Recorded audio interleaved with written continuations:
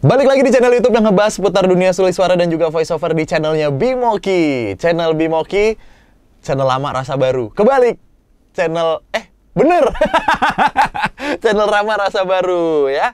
Akhirnya setelah sekian lama, gue tayang lagi nih di YouTube untuk ngasih ke teman-teman semua seputar dunia suara dan juga voice talent. Ada beberapa playlist baru dan salah satunya ini dia nih, playlist terbaru gue, Bersuara Seperti. Nah, bersuara seperti itu apa sih? Jadi, bersuara seperti itu tuh kita akan kulik abis nih dari orang-orang atau tamu yang bakal gua undang.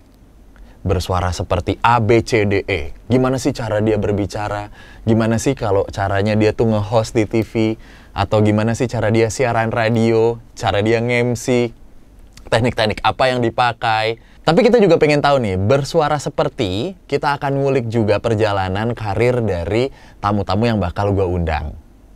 Bagaimana dia membangun karirnya di dunia voice talent, bagaimana dia membangun karirnya di dunia yang dia tekunin, apa aja yang pengen disampaikan ke teman-teman semuanya, tips dan triknya, semangatnya, dan lain-lain. Jadi, apa yang ingin disuarakan oleh sosok yang akan gue undang. Nah, di episode yang pertama ini, sebelum gue ngundang teman-teman lain yang punya inspirasi di bidangnya masing-masing, dan tentunya para voice talent, kayaknya nggak afdol kalau gue nggak ngundang satu sosok yang sangat menginspirasi gue, dan ini sosok yang benar-benar bikin gue sampai detik ini bisa ada di dunia voice talent. Oke, ini dia voice people. Ada Pak Hari, bapak saya, gitu voice people. Jadi mungkin buat teman-teman yang udah follow Instagram gue, waktu itu tuh kayaknya tahun lalu lah ya, akhir tahun lalu gue sempet kasih teaser gitu. Nih bakal tayang nih konten bersama bapak di YouTube gitu. Tapi filenya korup, filenya hilang. Dan akhirnya baru bisa sempet tayang di sini dan akan kita kulik nih bapak. Kita mau bersuara seperti Pak Hari gitu. Jadi bokap gue yang dari awal karirnya juga seorang voice talent ya Pak ya? Ya. Tapi nanti kita akan kulik bareng deh. Banyak yang bilang suara gue tuh udah bakat turunan gitu. Banyak yang bilang bokap tuh suaranya nggak asing di telinga, di iklan-iklan jadul. Banyak yang bilang juga bokap nih, atau bapak, suaranya tuh nggak asing di penikmat sandiwara radio masa-masa tahun 80-90 gitu. Dan banyak film-film kolosal lain. Bahkan ada yang udah sempet bisa nebak sosok bapak di sandiwara-sandiwara atau di iklan-iklan yang pernah didengar atau ditonton gitu. Tapi pengen tahu dulu deh. Nih kasih tahu ke teman-teman nih Pak nih, ke voice people yang nonton. Sebenarnya awal mula tuh bapak juga sama kayak aku nggak sih, seleksi gitu untuk jadi seorang voice talent boleh dibilang. Mungkin ceritain dulu Pak ke voice people gitu. Sebetulnya awal karir saya di dunia persuaraan ini itu judulnya salah alamat. Jadi Ayu saya Ting Ting. Enggak. Oke. Ayu Ting Ting ada ya salah alamat? Nggak tahu juga sih. Ada nggak sih?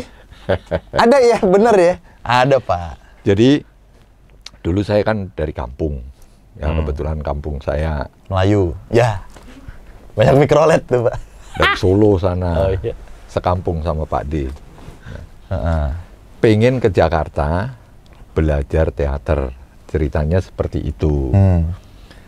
Belajar teater, tapi ternyata sama kakak saya ditunjukkan tempat untuk belajar di Sanggar Prativi. Ini dia nih jadi banyak pertanyaan juga nih Pak, Sanggar Ya. Prativi nih. Mungkin bisa jadi ceritain juga ya Sanggar Prativi ya Pak ya. Ya, jadi akhirnya saya datang ke Sanggar Prativi, terus di sana itu ternyata untuk menjadi anggota itu harus melalui kayak semacam talent scouting atau belajar dulu selama 3 bulan, terus nanti sebelum dinyatakan lulus dan boleh mengikuti program-program di Sanggar Prativi. Itu tahun berapa Pak?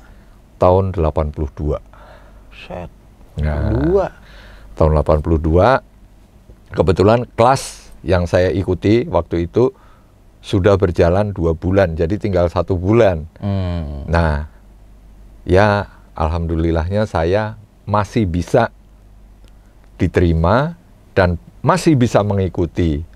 Dan ketika pelajaran berjalan, ternyata saya bisa mengikuti dan dinyatakan lulus akhirnya. Emang ada berapa kelas sih Pak kalau boleh tahu? Aku kan juga nggak pernah tahu nih, ternyata ada kelas-kelas kayak gini di Sekolah TV. Per angkatan, jadi per 3 bulan lulus, terus nanti ada lagi. Maksudnya kelasnya tuh kelas ngapain aja gitu? Ya belajar membaca skrip, belajar teknik bersuara, belajar bagaimana menjadi seorang penjual suara lah. Padahal kalau dipikir mah kita mah udah bisa ngomong ya. Iya. Ya kan, tapi harus ada belajarnya lagi ya. Tapi karena di Sanggar Prativi itu, kalau teman-teman pengen tahu, Sanggar Prativi itu semacam majalah, tapi majalah suara. Jadi kalau kita beli majalah atau tabloid atau apa, itu kan biasanya banyak sekali rubriknya. Jadi ada rubrik kesehatan, rubrik anak muda, rubrik ini, rubrik itu. Nah, Sanggar Prativi itu memproduksi program-program itu dalam bentuk audio. Betul. Ya. Bahkan waktu itu kan aku sempat ngobrol sama Kak Seto juga ya. Ternyata Kak Seto juga di Sanggar Prativi rekamannya. Ya. Salah satu rubriknya lah gitu ya. Maksudnya salah satu. Dan Sanggar Prativi juga ini ya Pak ya, bikin, maksudnya radio-radio di era itu bikin produksiannya di Sanggar Prativi ya? Ya, jadi gini, program-program itu diproduksi kalau nggak salah ada sekitar 22 atau 30 program yang diproduksi oleh Sanggar Prativi, dan pelanggannya adalah radio-radio swasta di seluruh Indonesia. Jadi radio-radio di seluruh Indonesia itu nggak semuanya sih, nggak semuanya berlangganan, tapi banyak yang berlangganan di situ. Jadi radio-radio itu nggak usah bikin program, karena Sanggar Prativi menyiapkan program itu sebanyak sekitar 30-an itu, dari yang namanya problem anak muda, psikologi, kesehatan, bahkan sampai pertanian ada. Berarti sebenarnya ini ya Pak ya, kalau dibilang, kalau sekarang kan podcast nih ya, yang lagi marak gitu ya. Dulu tuh sebenarnya program itu bisa dibilang podcast juga kan, edukasi lah. Ada program-program radio, mau kayak talk show yang didengarkan aja kan. Semua pada dasarnya edukasi. Iya. Semua intinya mengedukasi.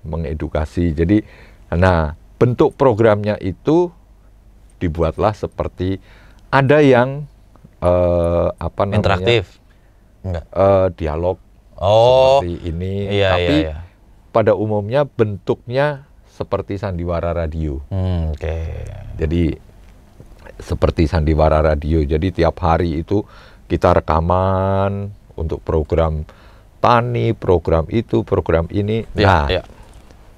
Di samping itu, Sanggar Prativi juga memproduksi sandiwara radio.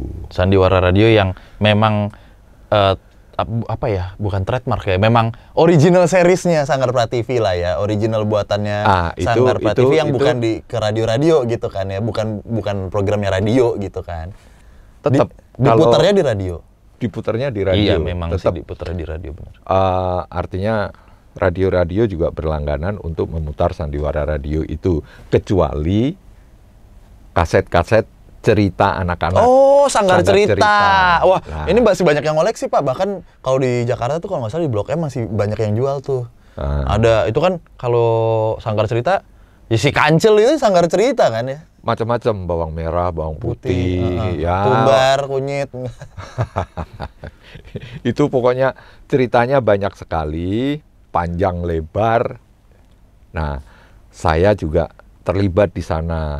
Artinya pernah ikut di Sanggar cerita, terus sandiwara radio, bahkan ada namanya Keluarga Sari dulu di TVRI. Oke. Saya juga pernah beberapa kali ikut di dalamnya. Nah, begitu tahun 2000-an, 90 ke 2000-an, yang namanya sandiwara radio itu menjadi semacam komoditi. Jadi Oh, 2000 masih ya? Bukan di 90-an ya 90 sampai 2000 sampai 2000 lah ya, ya. sampai 2000 lah ya. Itu ada namanya Swadaya Prativi.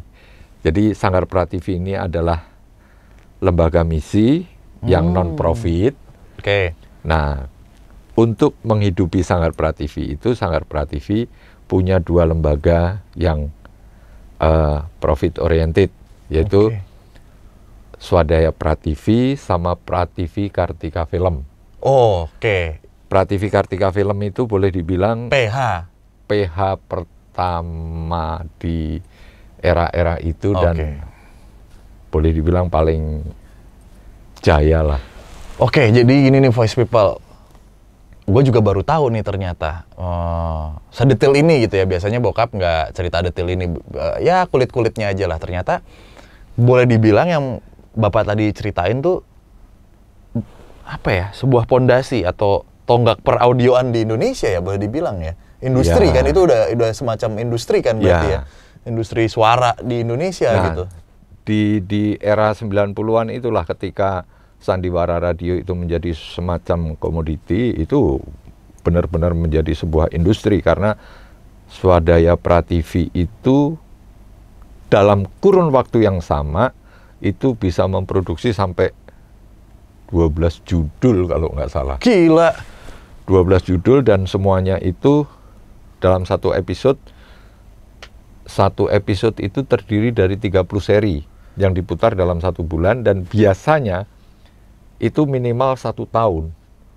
Oke, sebentar. Berarti Swadaya Prativi ini audio postnya lah, boleh dibilang ya. Audio postnya dan Prativi Kartika Film tuh tadi PH-nya. Ya. Pusat itu di era 90-an teman-teman. Maksudnya kalau Prativi Kartika Film itu sama Swadaya itu memang dari tahun 80-an. Dari 80-an udah ada ya. Iya. Dan kalau tadi bokap bilang ya secara data dan judul dan juga episode, kebayang kan era-era tahun itu berapa banyak voice talent, berapa banyak orang-orang yang minat banget untuk terjun menjadi seorang dubber. Berarti bisa dibilang dubber ya waktu itu ya? Kalau bisa boleh Bapak tahu, voice over tuh dulu kan gimana tuh? Kalau zaman dulu yang namanya dubber itu untuk film-film layar lebar. Oke. Ya, dulu kan belum ada film-film India, film Korea, film Disney yang di dubbing ke bahasa Indonesia itu kan belum ada. Dulu tuh tahun 80 lah ya? Ya, 80, 90 itu benar belum ada apa emang nggak ada Pak? Maksudnya emang ada 1-2 lah gitu? Nah, setelah muncul TV-TV swasta, barulah ada film-film serial India. Awal-awalnya kan India sama telenovela itu loh. Oh benar, iya. Ya, dari situ yang namanya pemain sandiwara radio, kalau di Sanggar Prativi itu dulu juga termasuk dubber-dubber, tapi mereka yang istilahnya ya bukan sombong, bukan ini, hanya tokoh-tokoh tertentu saja yang memakai apa namanya pemain-pemain dari dari Sanggar Prativi. Tapi gitu sebenarnya mungkin bisa dibilang nggak dibilang sombong juga sih, karena kalau kita berbicara voice talent gitu ya, ada MC, ada penyiar radio gitu, ada presenter gitu ya. Sampai detik ini yang memang punya nama besar itu yang sering dipakai memang karena kualitas gitu dan juga cara bermainnya, entah di bidangnya voice talent masing-masing yang tadi gue bilang tuh voice people tuh. Sekarang gimana nggak artinya pemain-pemain dari Sanggar Prativi itu dibilang berkualitas? Karena hampir setiap hari kita itu baca skrip, setiap hari bermain, setiap hari rekaman, gitu loh. Jadi ya ketika booming jaya-jayanya sandiwara radio itu sampai kekurangan pemain. Tuh, kan? Bener kan? Voice people berarti Bahkan banyak banget tuh. Kita ngambil dari satu lembaga pendidikan yang saya nggak mungkin mau nyebut satu nama. Iya. Itu mereka terkagum-kagum, bahkan kaget ketika melihat kita produksi Sandiwara Radio itu. Karena begitu kita datang, kasih skrip, main. Main tuh apa nih? Main dalam artian bermain bersuara atau Iya. bermain teater gitu? Main, enggak, waktu rekaman Sandiwara Radio. Oh, pokoknya itu. dialog-dialog gitu ya, kayak Iya. teater tapi kita baca skrip ya. Kalau mau syuting tuh namanya reading lah ya, reading gitu lah ya. Nah, kita kalau produksi Sanggar Prativi di awal-awal itu ketika mau rekaman kita reading dulu. Nah, tapi begitu kesininya karena tuntutan tayangan, Betul. itu terima skrip sikat, terima skrip sikat. Gitu. Dan institusi tadi kaget. Iya, Ngelihat yang jebolan-jebolan jadi- Sanggar Prativi ini gitu. ketika kita mendatangkan mereka untuk mengisi peran-peran itu, mereka ngumpulin dulu skrip-skrip yang ini dipelajarin ini. Padahal kita begitu datang kita langsung rekaman. Mereka kaget. Mereka pikir skrip-skrip itu sudah kita pelajari dulu di rumah. Oh, padahal Padahal- mereka juga ini ya, orang teater dalam tanda kutip, bukan? Ya. Oh, benar ya. Dan belajar secara formal gitu lah. Tapi apa namanya, Allah bisa karena biasa. Jadi teman-teman kalau memang apa namanya pengen belajar dan menguasai masalah Persuaraan skrip, ini lah ya. persuaraan, ya intinya harus rajin-rajin berlatih dan berlatih. Nah, itu dia. Gitu. Tapi kita juga mau tahu nih dari Bapak Voice People. Mungkin teman-teman yang udah follow Instagram gua atau Voice Institute Indonesia, dan sekarang tuh banyak juga komunitas-komunitas yang sharing tentang bagaimana caranya kita membaca skrip dengan baik dan benar, bukan membaguskan suara. Kita pengen tahu nih di eranya Bapak dulu, latihannya tuh kayak gimana sih, Pak? Sebetulnya secara khusus latihan untuk membentuk karakter atau warna suara itu nggak ada. Iya, itu Jadi- juga benar. Itu juga aku sering bilang. Maksudnya jangan pengen suaranya dibas-basin gitu atau Iya. jadi dibagus-bagusin, di beauty-beautyin karena ya jadinya Jadi nggak pure intinya, suara kita kan. intinya untuk terjun ke dunia VO atau voice over atau pengisi suara, sebetulnya syaratnya itu gampang dan sederhana. Mohon maaf sebelumnya ya. Syarat pertama, kita bisa ngomong. Oke. Syarat kedua, kita bisa membaca dengan baik dan benar. Membaca dengan baik dan benar itu seperti apa? Ya, ketika kita membaca, itu kan banyak tanda-tanda baca yang ada. Ya. Seperti titik, koma, tanda tanya, tanda seru, Bener. tanda petik. Nah, ketika kita bisa menerjemahkan kalimat dengan tanda-tanda baca itu dengan benar, nah itulah nanti lama-lama kita akan terbiasa.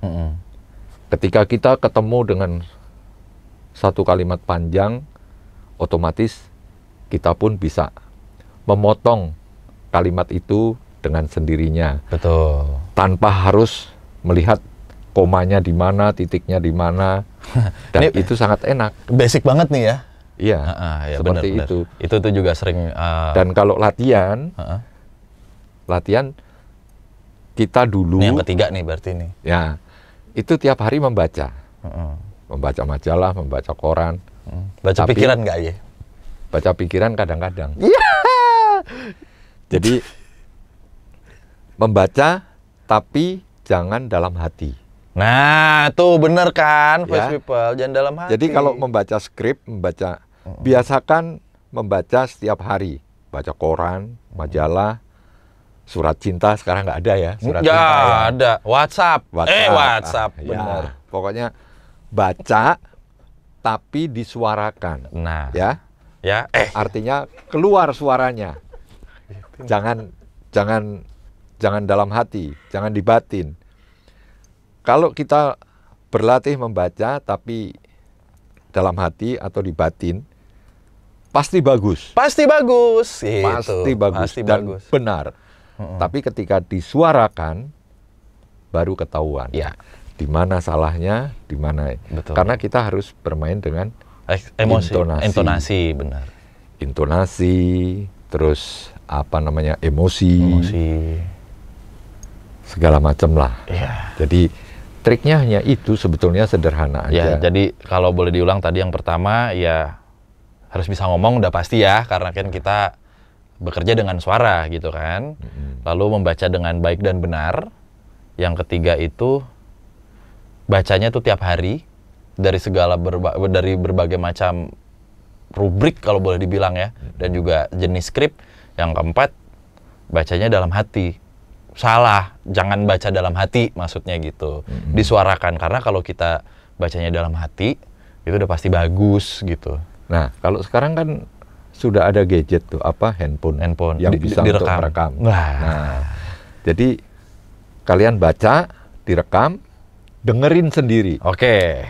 Gitu loh. Ini menarik nih tentang Dengerin sendiri. pergadgetan dan rekam-rekaman nih, Pak. Kalau kalian yang ingin menjadi penyiar berita, penyiar TV, penyiar apapun, baca koran, baca majalah yang sifatnya berita-berita itu, coba kalian baca seperti kalian mengikuti gaya baca seorang penyiar. Gaya baca ya, intonasi. Maksudnya Ya. bagaimana sih tipikal, tapi bukan menjadi si sosok itu. Ya, gitu. jangan meniru. Jangan meniru. Artinya begini, semua penyiar TV itu membaca. Ketika membacakan berita itu semua membaca. Tapi tanpa kita sadari atau kita melihat dan mendengarnya kan seperti mereka bertutur, bercerita. itu Padahal dia. mereka membaca. Nah, Iya. disitulah kelebihan dan kehebatan mereka. Oke. Dan apakah teman-teman bisa seperti itu? Bisa. Karena ya itu tadi, Benar. berlatih dan berlatih. Pengen baca berita seperti di radio? Bisa. Baca seperti di radio. Kalau dulu kan di RRI itu ada setiap berapa jam sekali ada warta Ada berita. warta, betul. Nah. Jadi gitu teman-teman. Pengen jadi penyiar radio, denger radio, bisa. Pengen jadi penyiar berita, baca-baca atau ngelihat teman-teman yang lagi membawakan berita, bisa. Ya. Pengen jadi voice over, belajar dari voice over talent, bisa ya Pak ya? Ya. M150, bisa. Jadi kalau mau jadi pengisi iklan pun juga bisa kalian ya. Jadi jangan kalau teman-teman kemarin lihat di Instagramnya Mas Bimo, banyak yang menanyakan, saya mengisi iklan ini, iklan itu. Ada beberapa yang benar, ada yang tidak. Betul. Karena di era saya itu VO talentnya atau pengisi suara iklan itu suaranya hebat-hebat, bagus-bagus. Sebutin Pak, kira-kira siapa aja? Ada. Ini yang voice over buat iklan ya? Ya. Nanti aku juga pengen nanyain ke Bapak, karena banyak juga yang penikmat sandiwara radio dan nama-nama besar angkatan Bapak mungkin, Oke. dabar-dabar yang Ya. juga mentor-mentor aku kan. Ini yang khusus untuk yang laki ya. Itu ada almarhum Mas Tono Sebastian, oke benar. Terus Ya, ada itu Om Tono, almarhum. Mas Denny itu dulu penyiar TV. Yasirdin Has. Wah iya Ya. itu, Terus beliau juga. ada senior saya, Mas Asdi Suhastra. Ya. Ada Om Lukman Tambuse. Itu suaranya semua Top. semua. Dan kebanyakan mereka untuk brand-brand Internasional dan yang pokoknya apa ya, tier high 1 level lah, ya high level ya, tier 1 tuh. Ya, Gitu. terus yang generasi dekat-dekat dengan saya itu ada Petrus. Ini masih voice over nih ya Pak ya, Ya, iklannya. Om Petrus Urspon ya. Urspon. Nah, itu orang-orang yang hebat. Ada yang Om Sony Setiawan, Om Sony Setiawan, betul. ada Om Bro Nurman. Wah, itu suaranya semua gandem. Kalau orang Jerman bilang gandem. Gandem. Apa Gandem Nol? itu. Gandem apa Nol? Ya, Oh mantap. Oh mantap. iya. Gandem Semua. tuh dirakit tuh Pak, zaman sekarang tuh robot. Apaan Bur? Gundam. Oh Gundam. Itu. Jadi suara mereka bagus-bagus gitu. Nah, mereka itu hebat-hebat.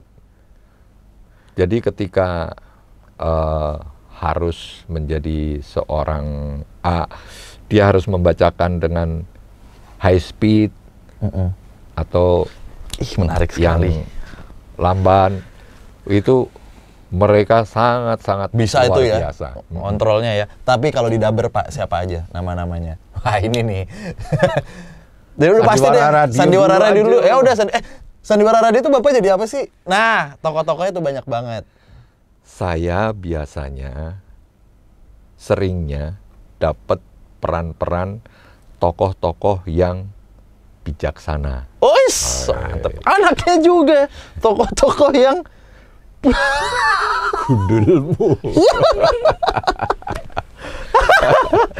coba salah Jadi, satunya deh, salah satunya. Ya ada pernah tokoh Gajah Mada, ada Mie-nya enak-enak tuh Pak.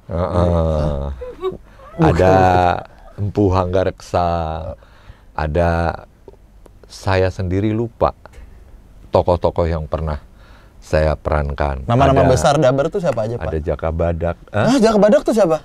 Jaka Badak tokoh. Oh tokoh, yang pernah saya perankan gitu. Kalau Nama-nama besar nama-nama itu, besar di Sandiwara Radio itu ada Ferry Fadli, wah itu Om Ferry, Eli Ermawati, Tante Eli, terus Pintu Mbak Mai. Teater 1 Itu dia. Mbak Mai. Ya Tante Maria Untu ya. Ya. Terus ada Ibu Neni Sumardi. Iya. Ada ya Om Lukman. Ya Om Asdi Terus juga ya. Om Asdi. Om Asdi juga ya. Ih, menarik banget lah ini. Om Asdi ngomongin. itu hampir di semua Sandiwara Radio, ya kebanyakan ya, boleh dibilang 75%, Om Asdi ini spesialis pembawa cerita. Karena beliau ini ya kalau menurut saya sih luar biasa. Ya. Jadi baca skrip, sutradaranya tidur aja, dia jalan Ke rumah. Nggak dibacain dong Makan. skripnya. Makan. Iya. Om Asdi tuh ini ya kalau di iklan tuh Agung Podomoro tuh ya biasanya ya dulu ya kan sekarang Om Yoko ya. Ya. Nah, Om Yoko. Voice People ini menarik banget untuk lebih tahu tentang era-era dan suara-suara yang dulu sering muncul. Lalu juga tadi kan Bapak bilang tentang recording gitu ya. Kalau zaman sekarang ada handphone untuk kita bisa ngerekam sendiri. Banyak banget sebenarnya yang pengen kita kulik di Bersuara Seperti ini. Dari tokoh-tokoh yang Bapak perankan waktu itu, lalu gimana teknik-tekniknya, karena tadi ternyata Bapak tuh, ini nggak di-brief loh sebenarnya nih, tadinya gue mau ngalir aja, ternyata Bapak secara detail juga ngasih tahu, mungkin belum detail ya Pak ya tadi ya, masih ya 1-2 lah ya, secara umum gitu, tentang sejarah perjalanan industri voice inilah, industri suara ini di Indonesia. Masih banyak yang pengen gue kulik juga sebenarnya tentang Sanggar Prativi dan lain sebagainya. Terus makin kesini tadi Bapak akhirnya mention voice over, Om Tono Sebastian almarhum, terus dari Tante Maria Untu juga disebut sama Bapak tadi di dunia dubbing gitu ya, Sandiwara Radio. Bakalan panjang nih Voice People kalau misalnya kita jadikan satu episode. Nanti kita ngobrol lagi deh Pak ya, di Bersuara Seperti ini ya, karena masih banyak banget nih. Jadi yang 2 episode nih. 5 juga jadi, mah kita di rumah aja ya. Ini gak usah sewa studio begini. Nggak deh, ini di studio gua. Gitu. Dan sekalian Voice People, kalau ada yang mau ditanyakan, silahkan komen di kolom komentar. Kira-kira pengen tahu apa sih dari sejarah, dari perkembangan industri voice ini di Indonesia, kesulitannya apa, teknik-teknik yang dipakai Bapak apa, Bapak tuh jadi tokoh apa aja, iklan apa aja gitu ya. Dan yang pasti ya itu tadi tuh teknik-teknik yang dipakai. Salah satunya adalah perbedaan recording zaman sekarang dengan zaman dulu gitu. Zaman dulu tuh susah banget bikin sampel. Kita juga akan kulik tuh nanti sama Bapak. di episode berikutnya. Gimana sih caranya waktu zaman-zaman itu tuh kita membawakan sampel suara kita akhirnya bisa dilirik sama produser. Kan beda Pak, sama sekarang kan tinggal email gitu kan. Nanti aja jawabnya. Kan udah kita bridging sampai batuk. Oh gitu. Ya namanya di stop tiba-tiba kan. Wah, gitu ya. itu sebuah clue tuh. Sebuah clue. Nah, tokoh kartun yang Bapak isi zaman dulu udah sering gue bahas sih sebenarnya. Gitu tuh. Nanti kita akan juga bahas sama Bapak tentang ngisi suara kartun ya Pak, karena beda ya tekniknya ya, sandiwara radio, dubbing kartun kan juga beda ya. Kalau kartun kan juga udah ada kartunnya seperti itu kan ya Pak ya. Dan gimana waktu itu Bapak ceritanya bisa diseleksi sama Walt Disney langsung tuh, ya kan? Karena waktu itu seleksinya juga ketat banget, nggak kayak sekarang. Kayak sekarang juga ketat gitu ya, diseleksi ya Pak ya. Tapi waktu itu, ini teaser dikit untuk episode berikutnya. Orang Walt Disney-nya sampai datang depan muka Bapak. Bener ya Pak? Iya, Ya karena waktu itu emang mereka pasti datang. Betul. Kita juga akan bahas tentang coaching-coaching di dunia dubbing, di mana banyak banget orang-orang yang... Coaching apa kucing? Iya, meong. Suka gitu, udah gue serius-seriusin udah pada. Jadi banyak juga orang-orang yang berjasa untuk kita nih junior-junior dalam mementori kalau boleh dibilang, dan juga banyak banget program director ternama gitu. Salah satunya adalah Om Abud almarhum. Nah ini juga salah satu sosok di mana beliau adalah program director dari banyak cerita-cerita yang diproduksi sama Sanggar Prativi. Gitu ya Pak ya. Betul. Sekali lagi Voice People, jangan lupa untuk tulis pertanyaanmu di kolom komen seputar industri voice ini dari dulu sampai sekarang, atau apapun yang kamu mau tanyakan. Nanti mudah-mudahan bisa kita jawab barengan ya Pak ya. Ya. Gitu ya. Selain mau ngebahas yang tadi udah gue sebutin gitu ya, nanti gue juga bakal kita sparring lah ya Pak ya. Kita bacain skrip-skrip iklan atau skrip-skrip sandiwara radio gitu, sekalian kita kasih tahu ke teman-teman juga gitu, suara zaman dulu dan zaman sekarang. Weh, boleh. Aduh, gua dipukul. Segitu dulu ya obrolan gua barengan Bapak di Bersuara Seperti episode pertama. Nanti kita akan bahas banyak banget, tadi udah gue sebutin apa yang akan kita kulik bareng ya Pak ya. Di Bersuara Seperti Bapak di episode kedua nanti, dan ke episode banyak-banyak banget episodenya. Jangan lupa nyalakan loncengnya supaya kamu tahu update-update terbaru dari konten-konten gua di YouTube ini. Dan yang paling penting, jangan lupa untuk share kalau ada channel yang ngebahas seputar dunia suliswara dan juga voice over, yaitu channelnya Bimoki. Dan gue juga pengen ngasih tahu kalau syuting ini juga sudah melewati protokol kesehatan. Teman-teman yang ada di belakang kamera ini ada Ibu, ada Arnold, dan juga produser tersayang gue ada Dae. Kita semua juga sudah dinyatakan negatif dan juga udah swab. Teman-teman jaga kesehatan, jaga kondisi, yang penting sehat-sehat sekarang dan saling jaga. Pak, thank you ya. Oke, kan udah gak serumah ini gitu kan. Bapak pulang, aku juga pulang gitu. Nanti kita ketemu lagi ngebahas tentang pertanyaan-pertanyaan teman-teman dan yang tadi udah gue sebutin. Oke, kita ketemu lagi nanti di episode barengan Bapak. Bye!